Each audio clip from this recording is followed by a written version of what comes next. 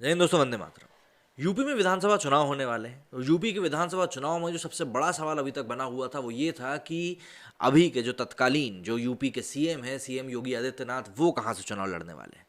कई लोग बोल रहे थे लखनऊ, कई लोग बोल रहे थे अयोध्या, कई लोग बोल रहे थे गोरखपुर, लेकिन सवाल लगातार बना हुआ था क्योंकि कहा यह जा रहा था कि अयोध्या से वो इसलिए लड़ेंगे कि अयोध्या के लिए उन्होंने काफ़ी कुछ किया है और सबसे बड़ा मुद्दा जो कि राम मंदिर का है, उसको देखते हुए सीएम योगी आदित्यनाथ के लिए सबसे सेफ सीट जो है वो अयोध्या ही है।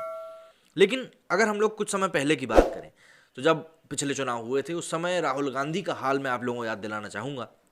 अमेठी जो कि उन लोगों का गढ़ माना जाता है, कांग्रेस का नहीं, कांग्रेस के परिवार का, जो परिवार कांग्रेस को चलाता है उसका गढ़ माना जाता है अमेठी। उस अमेठी के गढ़ को गिरा पाना काफ़ी ज़्यादा मुश्किल था, लेकिन दो लोगों ने मिलकर इस गढ़ को गिरा दिया। पहला नाम वैसे तो स्मृति ईरानी जी का लेना चाहिए, लेकिन उनका ना लेते हुए मैं राहुल गांधी का इसलिए लूंगा क्योंकि जो इंसान, जो पार्टी, या फिर यूं कह लें कि जो परिवार जिस जगह पर जमकर बैठा हुआ है, अगर वो सही तरीके से काम नहीं करेगा तभी तो किसी और को मौका मिलेगा। इसीलिए पहला नाम यहां पर लेना चाहिए राहुल गांधी का, जो कि पहले ही अमेठी की हार को देख चुके थे, इसीलिए वायनाड चले गए थे कि भैया कहीं से तो बने रहना जरूरी है। साथ ही साथ स्मृति ईरानी का नाम, जिन्होंने कि बैकड्रॉप में इतना काम किया कि लोगों ने उनको वहां पर जीत दिला दी राहुल गांधी को हरवाते हुए। ठीक है, ये सब बात अपनी जगह पर सही है, लेकिन अब जबकि अब हम नए परिवेश में बात कर रहे हैं तो बात आ गई है सीएम योगी आदित्यनाथ के ऊपर कि भैया वो कहाँ से चुनाव लड़ने वाले थे। तो अब जो ऐलान हुआ गोरखपुर मठ का कि भैया वो गोरखपुर से वहां पर अपना चुनाव लड़ने वाले हैं, तो देखिए एक हिपोक्रेसी जो है लिबरल पत्रकारों की वो निकल कर सामने आ गई। जब तक ऐलान नहीं हुआ था तब तक ये बोल रहे थे कि भैया अयोध्या में क्योंकि राम मंदिर बना है और हिंदुत्व को लेकर ही ये चुनाव लड़ा जा रहा है, इसीलिए अयोध्या से ही लड़ेंगे। लेकिन अब वो गोरखपुर चले गए हैं तो अब क्या बोल रहे हैं, मतलब अभिसार शर्मा वो ये कह तर्क देते हुए दिखाई दे रहे हैं एक वीडियो में। मैंने ट्विटर के ऊपर रिट्वीट किया, इनका वीडियो वहां देख सकते हैं। उसमें वो वीडियो में कहते हुए दिख रहे हैं कि अयोध्या से योगी आदित्यनाथ सिर्फ इसीलिए चुनाव नहीं लड़े क्योंकि अगर योगी अयोध्या पहुंच जाते तो अयोध्या में जो भी कुछ राम मंदिर को लेकर हो रहा है, जो भी विकास कार्य हो रहा है, उसका पूरा श्रेय नरेंद्र मोदी से हटकर योगी आदित्यनाथ के पास चला जाता। मतलब हिपोक्रेसी की जो सीमा होती है ना, उस सीमा को भी लांग कर ये लोग पता नहीं कहां पहुंच चुके हैं। और साथ ही साथ एक और पत्रकार आशुतोष, जो कि आम आदमी पार्टी में भी अपना सिक्का आजमा चुके हैं पर फेल हो गए थे, उन्होंने भी कुछ इसी तरह के सवाल जवाब किए हैं। मतलब पहले यहाँ नहीं तो अब वहाँ नहीं, मतलब दोनों ही पड़लों में बैठकर बात कर रहे हो, ऐसा करो तो वो गलत, वैसा करो तो वो गलत। मतलब चिट्टू जीता पट में हारा वाली बात चल रही है यहाँ पर कि आप कुछ भी कर लो, हम तो अपनी ही तरह से बात रखेंगे। समझते हैं पूरा मामला क्या है और किस तरीके से इनकी हिपोक्रेसी सामने आई है। उत्तर प्रदेश में योगी आदित्यनाथ के क्षेत्र से चुनावी मैदान में उतरेंगे, ये कुछ दिन पहले तक एक बहुत ही बड़ा सवाल बना हुआ था।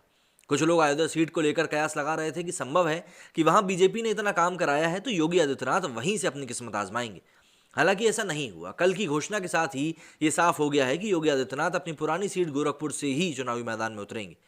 इस ऐलान के साथ जहां गोरखपुर के लोगों में उत्साह देखने को मिला, वहीं लिबरल धड़े के हिपोक्रेसी भी सामने आ गई। जो लोग कुछ दिन पहले तक लंबी लंबी वीडियोस से आपको ये समझा रहे थे कि आखिर क्यों योगी आदित्यनाथ गोरखपुर से भाग रहे हैं, वहीं अब उनकी रिपोर्ट हो रही है कि आखिर गोरखपुर से ही योगी आदित्यनाथ क्यों चुनाव लड़ेंगे। इस लिस्ट में अभिसार शर्मा और आशुतोष जैसे पत्रकारों का नाम है। लोग इनकी हिपोक्रेसी को देखकर इन्हें कैसा कैसा यूट्यूबर कह रहे हैं ये मैं आपको बता भी नहीं सकता। इनकी वीडियो शेयर करके लिखा जा रहा है कि चिट भी तेरी और पट भी मेरी। बहुत बढ़िया भैया। अभिसार शर्मा जो पहले कह रहे थे कि बीजेपी अयोध्या से योगी को इसलिए चुनाव लड़वा रही है क्योंकि उन्हें लगता है कि जीत का रास्ता सिर्फ कट्टर हिंदुत्व से ही होकर जाता है, वही अभिसार शर्मा बाद में अपने दर्शकों को यह समझाते हुए नजर आ रहे हैं कि एक तो अयोध्या में समाजवादी पार्टी मजबूत हो रही है, इसलिए योगी आदित्यनाथ यहां से चुनाव नहीं लड़ रहे हैं, और दूसरी बात यह कि अयोध्या में पिछले दिनों जितने भी कार्यक्रम हुए वहां नरेंद्र मोदी ही नजर आ रहे थे, इसलिए अब वो नहीं चाहते कि इन कार्यों का श्रेय किसी और को जाए। वे कहते हैं कि अगर सीएम योगी वहां से चुनाव लड़ते और जीत जाते हैं तो हो सकता है कि पीएम मोदी को राम मंदिर का सारा श्रेय अपने सीएम के साथ शेयर करना पड़ता। इसी तरह आशुतोष की बात एपिसोड से पहले इस बात पर पैनल से बुलाकर चर्चा हुई कि आखिर क्यों योगी आदित्यनाथ गोरखपुर से भाग रहे हैं, मतलब लिटरली भाग रहे हैं। उन्होंने पूछा कि क्या गोरखपुर से चुनाव लड़ने से हिंदुत्व की लहर नहीं खड़ी होगी, क्या सिर्फ अयोध्या से ही इस लहर को कायम किया जा सकेगा। आशुतोष के मुताबिक 2 दिन पहले तक लोगों का कहना था कि गोरखपुर में योगी आदित्यनाथ की हार का खतरा है, इसलिए वो चुनाव नहीं लड़ना चाहते। अब यही आशुतोष अपने हालिया एपिसोड में ये समझाते दिखे कि आखिर क्यों वो और उनके जैसे लोग ये मान रहे हैं कि योगी अयोध्या से चुनाव लड़ेंगे। बता दें कि एक और जहां गोरखपुर सीट पर सीएम योगी आदित्यनाथ के नाम का ऐलान होने के बाद लिबरल मीडिया अपने अपने ढंग से अपने पुराने प्रोपेगेंडा को जस्टिफाई करने के लिए विभिन्न तर्क दे रही है, वहीं समाजवादी पार्टी के अखिलेश यादव भी इस खबर को सुनकर बयानबाजी करने में पीछे नहीं है। गोरखपुर सीट से सीएम योगी को टिकट मिलने के ऐलान के बाद उन्होंने कहा कि कभी कहते थे मथुरा से लड़ेंगे, कभी कहते थे अयोध्या से लड़ेंगे। मुझे खुशी है कि बीजेपी ने पहले ही उनको अपने घर भेज दिया। अब लगता है कि उनको गोरखपुर में ही रहना पड़ेगा और वहां से वापस आने की उनको जरूरत भी नहीं, इसीलिए उनको बधाई। मतलब आप देखिए कौन सा शख्स क्या कमेंट कर रहा है, जिस इंसान के लिए खुद ही ये चीज समझना मुश्किल हो रहा है कि उसकी पार्टी का अस्तित्व रहेगा भी कि नहीं रहेगा, वो ऐसी बातें कर रहा है। मैं अस्तित्व की बात इसलिए कर रहा हूं क्योंकि देखिए समाजवादी पार्टी का अस्तित्व कुछ ना कुछ अब बहुजन समाज पार्टी की तरह हो चुका है। मायावती इस बार चुनाव जीतने के लिए नहीं बल्कि चुनाव में सीटें काटने के लिए लड़ने वाली हैं, वो भी सिर्फ और सिर्फ समाजवादी पार्टी की।